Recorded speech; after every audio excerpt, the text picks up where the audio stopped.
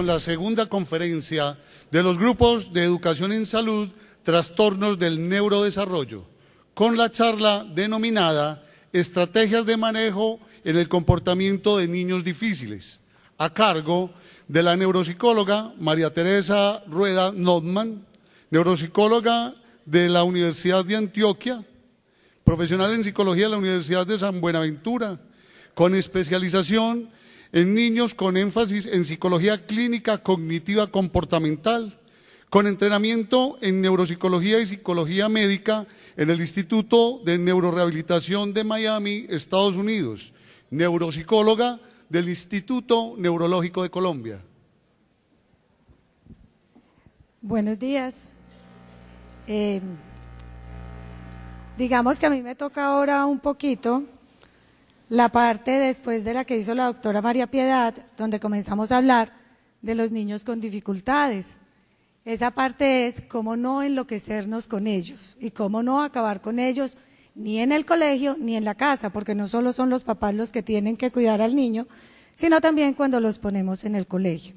Hay algunas pautas de crianza que son necesarias para poder llevar a cabo su desarrollo, pero resulta que no todos tienen el mismo manejo, no son recetas de cocina, pero sí son cositas que nos pueden ayudar a manejarlos. Tenemos que tener en cuenta varias cosas. La edad de los niños, a veces se nos olvida, porque ya venimos viendo que van trayendo algún tipo de trastorno, se nos olvida que son niños y queremos que hagan cosas que no van con su edad.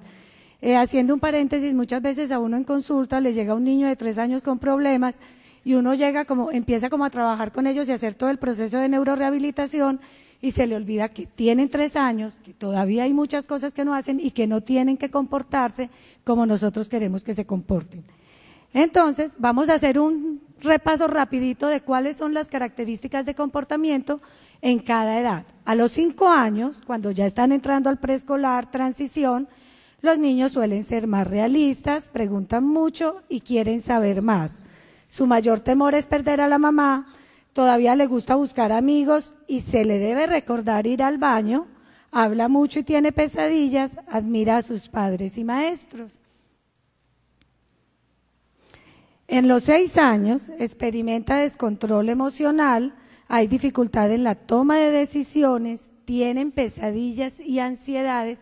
Es muy normal que a esta edad comiencen a tener este tipo de problemas porque comienzan a tener un enfrentamiento, un mundo de pronto un poquito más estresante, donde tienen que desarrollar nuevas habilidades y de alguna forma no se sienten capaces.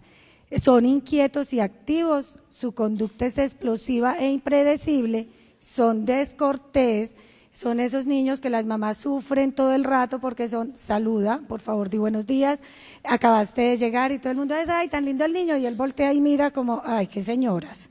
Se muestra celoso de los hermanos, busca la aprobación de sus padres, ¿y por qué no le dicen a él, vaya a él, o es que él es más que yo? Es muy sensible al medio ambiente, suelen ser payasos y copiadores, su actitud es desafiante e independiente, tienden a ser egoístas y dominantes y siempre discuten con el profesor, pero también son muy amables con él. En esta edad queda algo claro, en el colegio nadie sabe tanto como mi mamá y en la casa, pero mi profesor me enseñó tal cosa y usted no sabe, así no es. Y terminan la hechura de tareas, como lo mostraba la doctora María Piedad en el video, en una batalla campal. De los 7 a los 8 años hasta los 12, hay un desarrollo mucho más notorio de las habilidades sociales y del pensamiento abstracto. Hay lenguaje social, hay procesos de aceptación y de ingreso a comunidades. Ya después, pues, de los 9 aparece la preadolescencia y en esta parte es muy importante observar cómo el niño se va haciendo un ambiente social y va comenzando a pertenecer a los grupitos o barritas. Los que tienen problemas generalmente de lenguaje, de relaciones sociales, de desarrollo, suelen ser niños o que buscan niños más pequeñitos y no son amistades duraderas, o son niñitos que en el colegio comienzan a estar muy solos y no necesariamente tiene que tener un trastorno que esté dentro de los trastornos del espectro autista. Son introspectivos, pensativos, a veces juegan solo, tienen tendencia a ser hipocondríacos, las fiebres, dolores de estómago y daños de estómago están a la orden del día, sobre todo a las 7 cuando hay que levantarse para ir al colegio. Hay tendencia perfeccionista en cuanto a sus deberes escolares, entonces el cuaderno de 100 hojas que tiene que ser cosido con carátula dura, yo no sé qué, cómo es que son las listas del colegio, termina en 20 hojas con unos borrones y más de uno con una ruptura así de la hoja tenaz. Son sensibles a las críticas porque ahí están haciendo todo el proceso del desarrollo de la autoestima, suelen ser muy cooperadores y aquí sí el profesor es el héroe y el ídolo. Tiene más relación con el medio ambiente y más confianza en sí mismo, es más equilibrado y no le gusta estar solo, sus juegos son violentos o con miembros del mismo sexo. Por eso ahora cuando hablaban del TDAH en niñas y niños las manifestaciones son diferentes. No es lo mismo ver llegar a un niño sucio, lleno de tierra, que la tierra le brota hasta de los oídos, a que una niñita que llegan todas divinas como unas muñecas, llegue con la camisa afuera, sucia, etcétera, etcétera. Entonces la diferencia de cómo se ven los trastornos es de acuerdo al género. Y es celoso en relación con sus amigos, comienzan a tener como ese sentido de la posesión, tú eres mi amigo, y muchas veces, aunque es un tema que también podría dar para otra mañana entera, lo del bullying escolar, en esta edad se comienza, a la que comienza a tener más aspecto de líder, comienza a ser mucho más celosa, dominante y podemos empezar a excluir al niño que tiene dificultades. A los 9 años, ya son grandecitos, ya están en cuarto, el niño sabe mantener buenas relaciones con sus semejantes y familiares, tiene mucha más confianza en sí mismo, termina los deberes, aun cuando haya interrupciones. Es decir, puede sonar el teléfono, puede entrar el director de disciplina, la profesora puede salir un momentico y el niño es consciente que así se pare, hable, debe terminar su tarea. Los niños que tienen dificultades no hacen esto. Ahí comenzamos a ver cuándo los niños tienen problema. Por eso, muchos de los trastornos no se diagnostican hasta después de cierta edad, porque hasta los 5 años muchos de los comportamientos suelen ser normales, aunque algunos pues se notan desde muy pequeños. Lloran poquito, son críticos con ellos mismos y con los demás, eso es un dedo señalador tenaz con ellos, hay tendencia a chuparse los dedos y comienzan los tics y lo que nos demuestra que el niño tiene ansiedad, como comerse las uñas, los cueritos, arrancarse el cabello, comerse estos moños que le ponen a los niños, ellos se los comienzan a comer y son más ciertas expresiones de ansiedad. Le gustan las actividades escolares y hacer sus tareas con el mínimo de ayuda. En esta parte los niños también fácilmente les empieza a gustar estar en las extraclases, que antes de pronto decían no, ya aquí sí prefieren estar en las extraclases en los colegios. A los 10 años, ambos sexos tienen un buen sentido del humor, ya saben que quieren tener éxito y sobresalir, son más independientes del profesor y saben jugar en equipo y respetan las reglas fijas. Entonces ya saben que tienen que aceptar que pierden, que no siempre mandan el juego, que no siempre tienen que hacer lo que ellos quieren, sino que a veces toca conciliar, de alguna forma negociar o aceptar que el otro tuvo razón. A los 11 años hay una gran necesidad de expresión de individualidad en relación con su medio familiar y se conforman los grupos de amigos. Es aquí donde es muy común encontrar que se ve los niños que son rebeldes y oposicionales. Muchas veces ni siquiera son trastornos, sino que es una etapa normal del niño. Lo importante es cómo se lo voy a manejar yo. Es lo mismo que a los 2 años. Todos los niños a los 2 años hacen pataleta. Se tiran al piso y tiran la pelota a ver qué consiguen con eso. Y depende de la reacción del papá y del manejo de la persona que está con el niño o al cuidado del niño, el niño aprende si con esa pataleta logró o no logró obtener más triunfos o lo que quería. A los 11 años es tímido, es crítico de sí mismo, se siente un poco abandonado, tiene la habilidad para comprender algunos conceptos abstractos como justicia y venganza. Es importante, cuando ya uno tiene 11 añitos, 12 añitos, las niñas ya están en la preadolescencia, los niños también, pero las niñas pues se les nota un poquito más y comenzamos a hacer uso de las palabras de los grandes. Entonces, hoy amanecí como deprimida. es que hoy estoy como con angustia existencial. Es que fíjate que ayer pasó algo que me dejó como revolcada dentro de mí. Y uno se queda como en consulta mirando a la niñita de 11 años y le dice, sí, como que, no sé. Y le comienzan a contar a uno la historia. En esta época, el modelo de los papás es muy importante. Y todos son como aquellos, nadie me quiere, todos me odian y todos se van a quedar solitos o a comerse el gusanito. Y hablan con ignorito, este es ignorito. En la adolescencia, el desarrollo cognitivo se da porque se madura el pensamiento lógico formal, hay un pensamiento más objetivo y racional, se pasa de la edad de a la edad de la fantasía, sueñan con los ojos abiertos y es la edad de los ideales. Ahí es cuando comenzamos a desarrollar en los niños las habilidades de competencia, de logros, para que ellos alcancen a obtener lo que quieren. Casi que se dice que si desde más pequeñitos no empezamos, cuando grandes no llegan a nada. Bueno, ahora sí, los problemas de comportamiento más comunes. Estábamos viendo ahorita el video que lo estaban ensayando. En los problemas de comportamiento siempre se van a incrementar o decrementar en la medida en que yo lo sepa manejar. Ahorita, si soy capaz, volvemos a poner el video. Y eso es una técnica que es de las que más se utiliza, se llama juego de roles, ¿sí?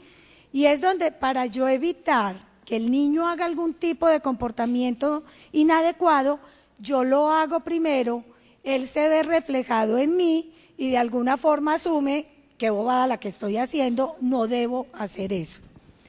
En cualquiera, agresividad, pataleta, la inestabilidad motora, la desobediencia, las dificultades en las relaciones con los hermanos y en las dificultades en la organización del tiempo. El tiempo no saben para qué es. Ellos creen que es lo mismo 6, 6:30, 7, 7:30. Solo saben que el bus del colegio viene por ellos. En la agresividad, que es una de las más comunes, sobre todo con algunos de los trastornos, en especial cuando hay hiperactividad e impulsividad, uno de los mecanismos que más se utiliza es aislarlo sin ir a producir miedo. Eso suena que ya eso no se usa muy probablemente, puede que a mucha gente le hayan tocado ese tipo de castigos, pero no es encerrarlo en el cuarto del desván donde llega el ratón, el murciélago, etcétera, sino sencillamente sacarlo del ambiente agradable y ponerlo en un sitio, la sillita. ¿Se acuerdan a los que les tocaron las caricaturas de Daniel el Travieso, que a Daniel lo sentaban en un rinconcito en una sillita? Eso es aislarlo, eso es ponerlo aparte. Si hizo daños, debe recoger y organizar de nuevo. Por favor, tengan mucha pega loca, ega, colbón madera y cinta pegante. Porque generalmente en sus ataques de rabia, lo primero que hacen es o romper papeles o de alguna forma tirar lo que encuentran a la mano. Hay que razonar con el niño, acuérdense que son seres pensantes. No importa el trastorno que tenga, los niños con lenguaje elevado o con lenguaje no muy elevado, algo tienen que entender y de tanto repetirles, ellos van entendiendo perfectamente qué tienen que hacer y cómo hacerlo. Ser consistentes, no cambiar la exigencia. Yo voy a hacer un comentario que a mí me ha tocado en consulta y mucho con los niños, cuando le dicen, ¿y tu mamá qué te hace cuando tú haces tal cosa? Y me dicen, pues depende. ¿Cómo así que depende? Sí, depende, porque cada que entra al baño cambia de idea. Entonces, ¿tú pides un permiso 8 días antes? No, yo espero el día antes para ver cómo le fue ese día. Entonces los niños saben, no tienen consistencia y ellos saben de alguna forma cómo manipular. Y uno que es el grande, el preparado, resulta manipulado por todos estos chiquitos desde los 12 para abajo. Y cuando tienen 12 y más es peor el negocio si no empezamos desde temprano. No se debe pelar ni ser agresivo con el niño, no mostrar enojo ni rabia porque ellos son perfectos lectores de las facciones de uno. Y cuando lo quieren ver volar a uno en el pelo, ellos hacen todo para que uno se descuadre. Y no cantaletear. Las mamás, las mujeres, todas repetimos, ¿cierto? No es que seamos cantaletosas, somos intensas, ¿cierto? Pero igual, al niñito no le funciona la intensidad. Entonces, una vez y se lleva a que cumpla lo que le dijimos. Hay algo que siempre nos han asignado a los psicólogos y es decir, que nosotros alguna vez dijimos que pelar era malo o que aplicar aversivos. Cuando nosotros hablamos de aversivos no significa ni la parrilla caliente, ni el alambre de púas, ni colgarlo boca abajo en algún lado, el cable de radio, cualquier cosa, no. Pero a veces, de alguna forma, que el niño sienta que lo que está haciendo no está bien, va de la mano de aplicar un aversivo, sin rabia y sin entrar en la violencia. Los aversivos también son: no sales, no montas bicicleta y no sales a jugar con tus amiguitos. Y hoy en día no juegas play, no ves televisión, no entras al computador, etc. En las rabietas, las famosas pataletas de todos los niños a los 2 años, 3 años, y si damos espacio, 4, 5, 6, 7, y son las adolescentes, entre comillas, fastidiosas, caprichosas, entonces es ignorarlo consistentemente, así yo no te pongo atención. Si además agrede, aislarlo, la misma recomendación, la sillita en un rincón. Cuando es posible razonar para que entienda por qué no se, cuando es posible se le debe razonar para que entienda por qué no se le da lo que quiere. Pero mientras esté en el ataque de rabia, no pierdan el tiempo. Ellos no entienden, espere a que se calme, pero usted váyase.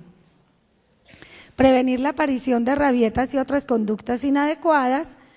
Uno ya sabe dónde más o menos, entonces mientras no te aprendas a comportar, no te vuelvo a llevar allá.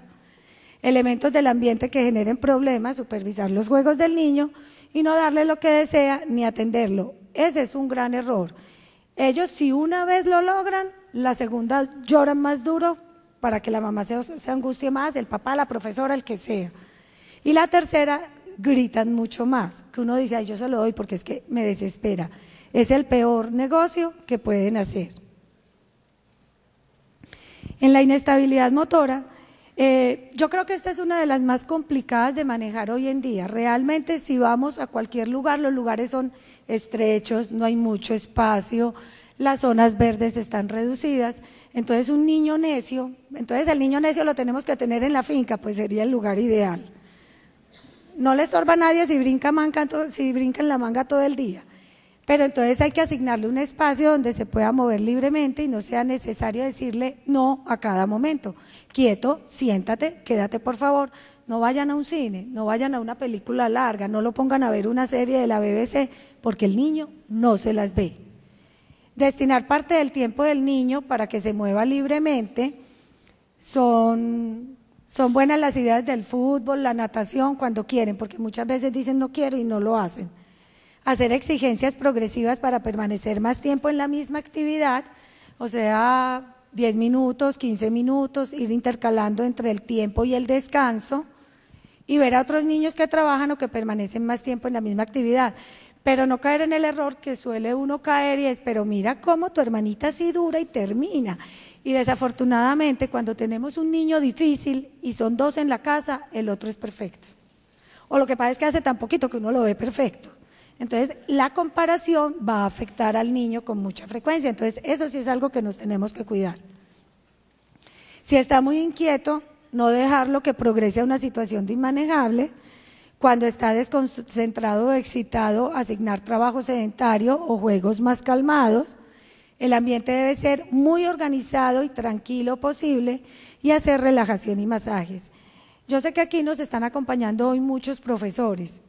En el salón puede que sea más difícil, pero podemos hacer actividades que en ese momento le permitan al niño de alguna forma salir del salón.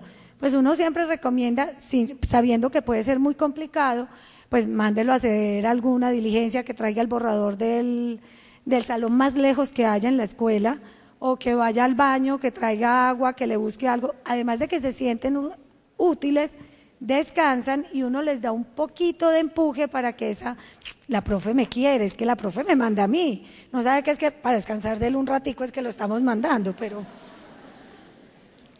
en la desobediencia, que yo creo que es el karma de todos los papás, en la desobediencia siempre se debe dar la instrucción en tono firme. El tono que implica un por favor o un te lo ruego da la posibilidad de decir no. Cuando yo pido un favor me pueden decir no y no tengo por qué enojarme.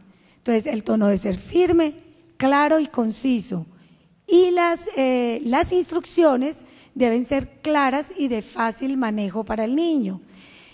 Juan, en el último cuarto, en el cajón de la mitad de la cómoda, abres después de quitarle la llave, debajo de la caja blanca donde está el trapo rojo, desenvuélvelo y saca la llave. Juan, que es bien inatento o es un hiperactivo, si les oyó la instrucción completa, dense por bien servidos. Y si se las cumple, no tiene problema de ninguna clase. Entonces, en el último cuarto, ve y busca debajo de alguno de los cajones el trapo rojo.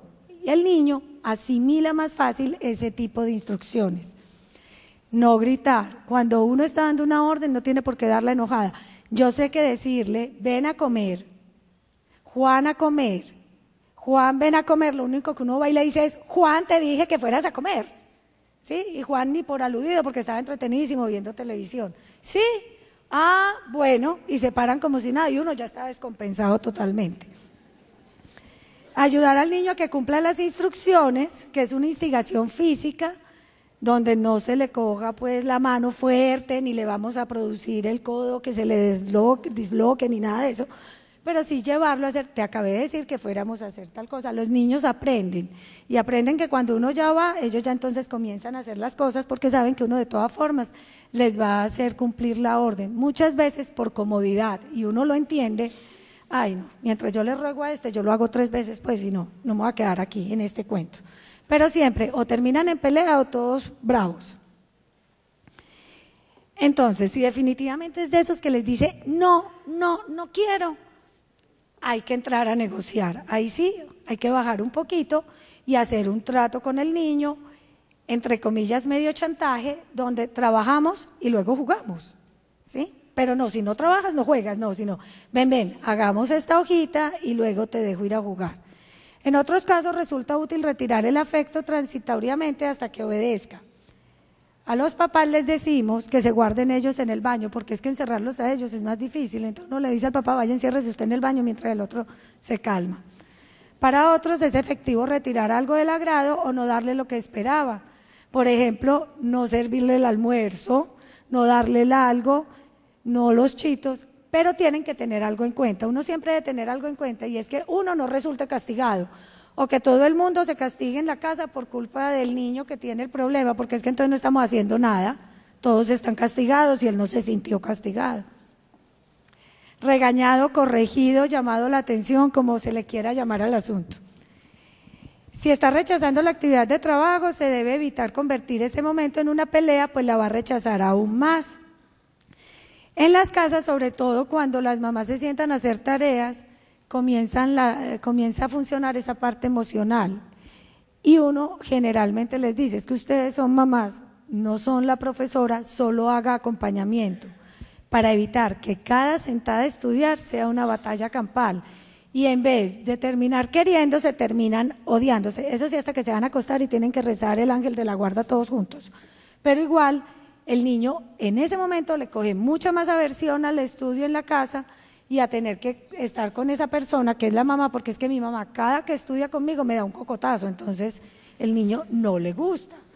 Cualquiera que sea el método que se escoja debe aplicarse consistentemente, siempre, y si son papá y mamá. Y una de las cosas que son importantísimas es no desautorizarse. En los colegios hay algo muy cómodo y es que se llama manual de convivencia. En las casas deberían de hacer un manual de convivencia donde los niños sepan qué consecuencia hay a cada uno de sus comportamientos inadecuados o que sean problema. Los gritos y amenazas empeoran el problema, y lo otro que se les recomienda es, tanto aquí aparecen pues mamás y papás, pero igual sucede en el colegio. Lo del colegio se corrige en el colegio y lo de la casa se corrige en la casa. Ese cuaderno de observaciones que a veces parece un prontuario, no se debe estar manejando, sino el niño no lo hizo y se le hizo esta corrección. Ya, él lo corrigió allá en el colegio. Pero muchas veces, y nosotros lo vemos en los reportes escolares y los reportes de las mamás, uno pone, las dificultades son solo reportadas en el colegio. Resulta que es que no tienen los mismos criterios disciplinarios, y cuando vean este tipo de cosas, siéntense con los papás y asuman las mismas normas. Bueno, la idea es que tengan una buena relación con los hijos. Existe algo que se llama enseñanza amable. Esa parte es importante porque siempre va a estar asociada a la parte de afecto. En las relaciones inadecuadas con hermanos sucede mucho cuando los niños tienen problemas y el hermanito que no tiene problemas siempre resulta siendo el que tiene que cuidarlo, el que tiene que dejar de hacer las cosas porque es que tu hermanito, el que siempre sale regañado porque el otro no entiende, porque es que uno generalmente dice, es que él no te entiende, entonces el niño sale regañado, aparecen los celos, la rabia, aunque los celos también se da cuando tiene 2 años y llega la hermanita y la ahogan con la almohada en la cuna, pues quieren que ese niño, aparecen cuando se quiere que el niño asuma todos los oficios de la casa y no colaboran con el tratamiento del hermanito, pero es que ellos tienen toda la razón, pueden querer o pueden no querer. Es cuestión de convivencia, sí, pero entonces podemos llegar a negocios y a acuerdos, se les da atención a todos, se les explica a los hermanos la dificultad del hermanito y siempre se les hace parte útil del trabajo con el niño y se les muestra que lo que ellos hagan va ayudando a que el hermanito vaya aprendiendo. Muchas veces con solo decirles al niño como convertirlos en tú eres el ídolo de tu hermano, el niño arranca y comienza a trabajar mucho mejor con el hermanito. Bueno, entonces lo volvemos a ver. When you feel the first symptoms of a cold, use Vicks First Defense. It's a new microgel that attacks the cold virus where it starts at the back of the nose, before it has a chance to spread and develop.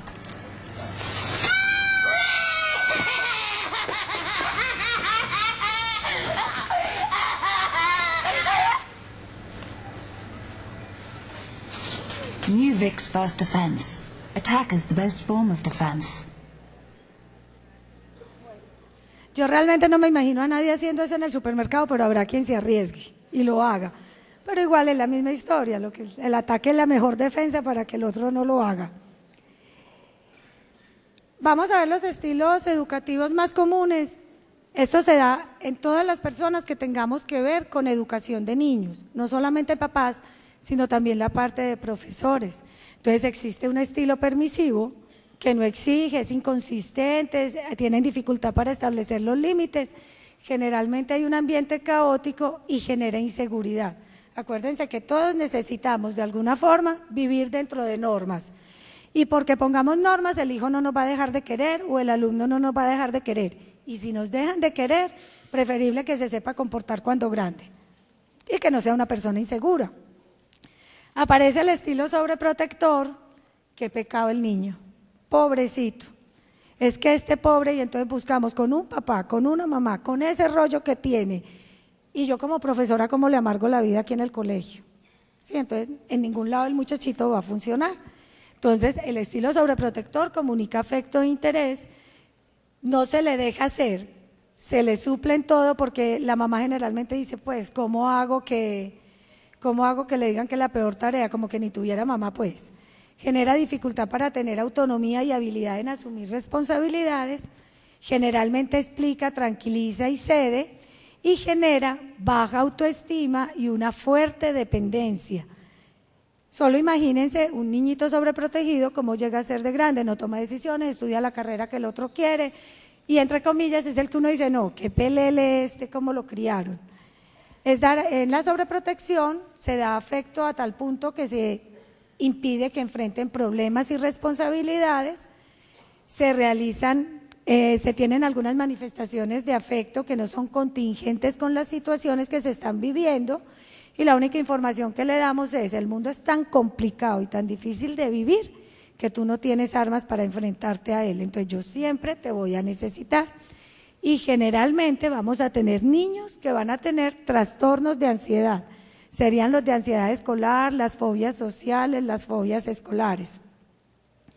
El estilo autoritario, yo creo que si hacemos un examen aquí todos me van a decir, ninguno de los de hoy en día somos autoritarios, pero si hacemos un examen así a conciencia y un examen de conciencia, podemos perfectamente decir que de autoritarios tenemos un poquito todos. Es inflexible y dogmático, se hace porque yo digo, hay poca libertad, los límites son muy estrictos, poca empatía entre adulto y niño, es un ambiente tenso, rígido y opresivo. Tú aquí no vales, tú aquí no puedes hablar, lo que tú digas no tiene valor. Es una actitud estricta hacia la norma tiene que cumplirse como sea. Los niños criados bajo este patrón autoritario aprenden a ser poco autónomos y dependientes. Se acostumbran a que se les diga qué tienen que hacer y pueden generar un trastorno negativista desafiante, que todos lo deben conocer, porque si han evaluado a los niños de ustedes en las evaluaciones, uno en general tiene un trastorno negativista desafiante que consiste en, pero son esos que le dicen, no lo hago, oblígueme y vamos a ver quién llora primero, si se cansa usted de darnos, yo de no llorar. Y existe el estilo eficaz, sería el ideal, sí, pero pues igual no todos tenemos las mismas estructuras de personalidad. Es abundante en amor y límites, da igual dignidad y valor a las personas, genera confianza, se fomenta la responsabilidad y la habilidad de toma de decisiones, se negocia el ambiente y este suele ser distensionado y armónico. El indiferente son esos que yo vengo aquí, dicto la clase y salgo. O son esos papás, yo traigo el mercado y salgo. O son esas mamás que, ay, que tu abuelita te ayude. Sí, es que no, yo como que no, vayan del papá, corra. No corrigen, no intervienen en las tareas y todo se lo deja al otro. Entonces los estilos negativos suelen ser todos los que vimos así medio malitos, que tienden a dominar, que son fiscalizadores, que se apoyan en la desconfianza y que son arbitrarios. La pasividad suele ser otra de las alteraciones porque eso no educa, estar ahí como sentado en una banca viendo los toros desde la barrera, no educa. Y la queja súplica, por favor, yo te lo ruego, claro que a veces uno sí termina, pero es que no me estás escuchando lo que te estoy diciendo, pero igual eso no va a funcionar porque él te dice, no estoy escuchando. El rechazo, esas mamás frías o esos papás fríos o esos profesores fríos, hay niños que generan un poquito como de rechazo, entonces es muy difícil con ellos entrar y hacer empatía. Y generalmente generan en el niño sentimientos de rabia y resentimiento. Entonces, las actitudes buscan desarrollar autonomía, ¿sí? Un buen proceso de autovaloración, todo esto se resume en autoestima, autoconfianza, aprender a manejar los límites y las normas en todos los ambientes. No necesitamos estar con determinadas personas en determinado momento y en determinado lugar para manejarnos adecuadamente. Bueno, y estas son las pautas disciplinarias. Alguna era la que ya vimos que es el juego de roles, los refuerzos que suelen ser positivos y negativos. Miren que estamos hablando de castigo, que es lo que hemos venido contando desde el principio: llamar, decir, quitar, poner. Evitar el castigo físico, aunque por una vez en la vida que pelen, eso no va a generar trauma, pero se debe evitar, no siempre como que sea la única alternativa. Entonces el tiempo fuera la mejor, Daniel el travieso, acuérdense, se ignora, no se presta atención. Y algo, muchas veces exigimos y no decimos qué queremos del niño. Entonces al niño siempre lo tenemos que felicitar cuando esté bien. Muchas veces los niños muy inquietos, nosotros les decimos, déjenlo, ni se le acerquen que está quieto ni se ha sentido. Y el niñito estuvo muy bien y nadie lo felicitó, pero vaya que haga una cosa que no es y ahí le cayó toda la familia. Entonces siempre hay que reforzar y hay que prestar atención a lo adecuado. Y tenemos que tener claro qué queremos del niño. ¿Listo? Los hijos salen caros, pero no tienen precio definitivamente.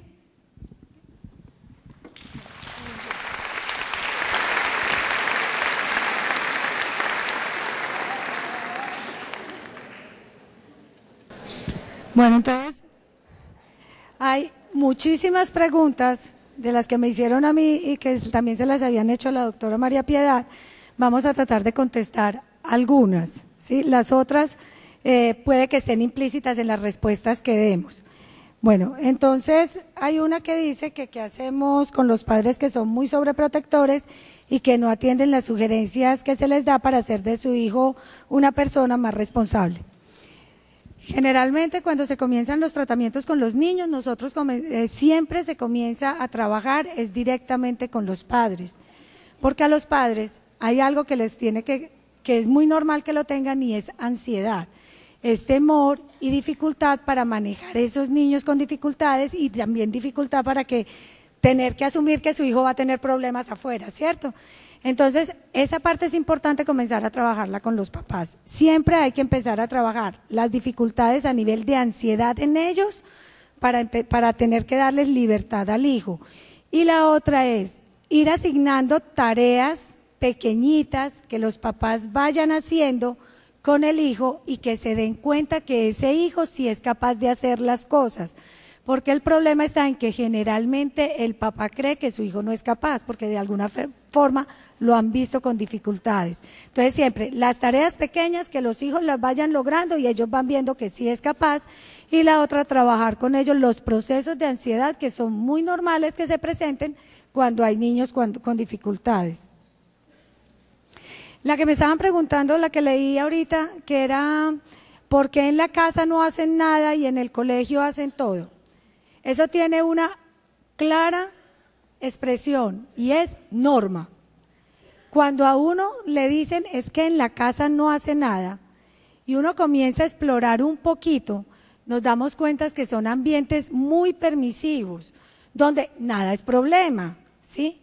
Pero puede ser el hijo que es solo en la casa, un par de papás relajados sin mucho problema. Entonces el niño, la norma en la casa es mínima, poquita, no tiene que ser como muy centrado en ciertas cosas y los límites son más bien amplios. Cuando llega al colegio, donde son 30 niños en un salón de clase, donde hay que seguir horarios, donde hay que cumplir unos objetivos, muy probablemente se estresa, genera todos los problemas de comportamiento y es la forma de demostrar que no quiere la norma. Eso es una de las grandes causas de que los niños en la casa no tengan nada y en el colegio sí puedan tener algo. Había una pregunta que decía que cómo hacer con una mamá que por recomendación se le dijo que el niño necesitaba de asesoría o de tratamiento por psiquiatría, pero la mamá se niega de alguna forma a llevarlo a psiquiatría. Yo creo que eso parte de un concepto errado que todos tenemos de la psiquiatría. De hecho, la psiquiatría apareció porque vamos a tratar los trastornos mentales o los desórdenes mentales, pero no siempre que se va al psiquiatra es porque uno está loco, ¿sí? Entonces, hoy en día la gran mayoría estaríamos locos porque muchos van al psiquiatra. Hay que empezar a desmitificar esa parte. El psiquiatra no siempre es para locos. Lo que pasa es que hay algunos trastornos que necesitan un manejo médico, que es el que da el psiquiatra, y que además necesita una intervención del comportamiento que muchos de los psiquiatras infantiles los hacen muy bien con los niños y ayudan a manejar tanto el ambiente familiar como el trastorno del niño. Lo primero que hay que hacer con esas mamás es hacerlas sentir que ir donde este tipo de especialistas no es ir a llevar al hijo porque ya se lo rotularon de loco. La recomendación de retirar el afecto transitoriamente no puede tener consecuencias funestas para el niño. En el único caso que esta de retirar el afecto puede generar un trastorno dramático en el niño es cuando hay un diagnóstico previo de un trastorno depresivo, ¿sí? De hecho, quitar el afecto en un niño depresivo o retirar la atención en un niño depresivo va a hacer que la sintomatología pueda incrementarse y de hecho sí puede tener consecuencias funestas. No necesariamente se va a suicidar, pero sí va a ser mucho más irritable, va a haber mucha más labilidad emocional y va a tener muchas más dificultades para relacionarse con el medio. Por eso les decía al principio, no son recetas de cocina, son pequeños tips que hay que empezar a implementar con los niños.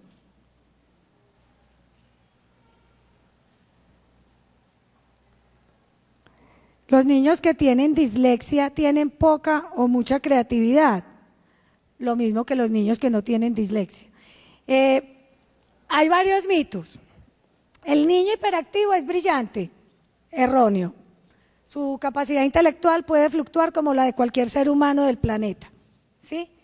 Los niños con dislexia suelen ser más irritables. Si se les comienzan a trabajar los problemas rápido, la irritabilidad no tiene por qué aparecer, porque son niños que aprenden a compensar sus deficiencias de otra forma. Lo que pasa es que como les dará dificultad de escribir, aprenden a desarrollar otras habilidades que tengan. La que escribió Marta, que no escribió Marta sino matar, pinta muy bonito, pero no escribe nada bien. Entonces, ¿es más creativa? No, tiene otra habilidad diferente. Eso es otra cosa que siempre tenemos que tener en cuenta. Cada niño es un mundo, cada niño funciona diferente, cada familia corrige y educa a sus hijos de forma diferente, pero nos podemos poner dentro de un plan donde eduquemos niños para el futuro.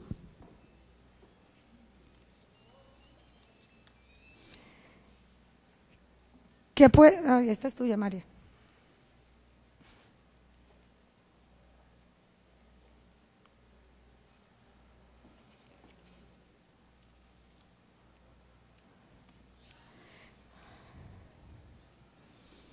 Bueno, es que hay unos que son como más de medicamentos. Después hay una charla de medicamentos, a ella le damos esas.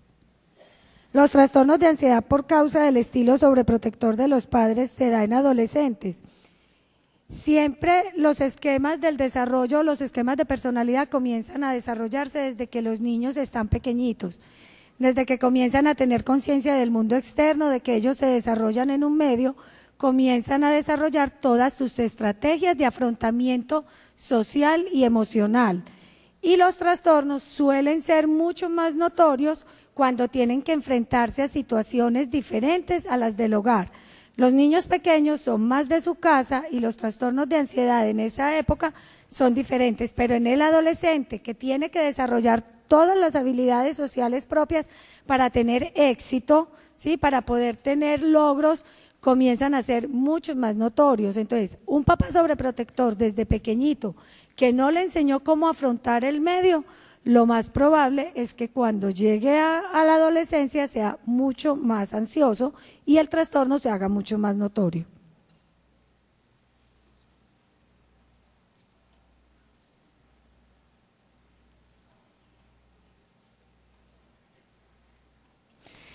¿Cómo orientar a una familia que se niega a hacer la valoración para diagnosticar o descartar trastornos del niño? Sí. O a seguir las recomendaciones de pautas disciplinarias.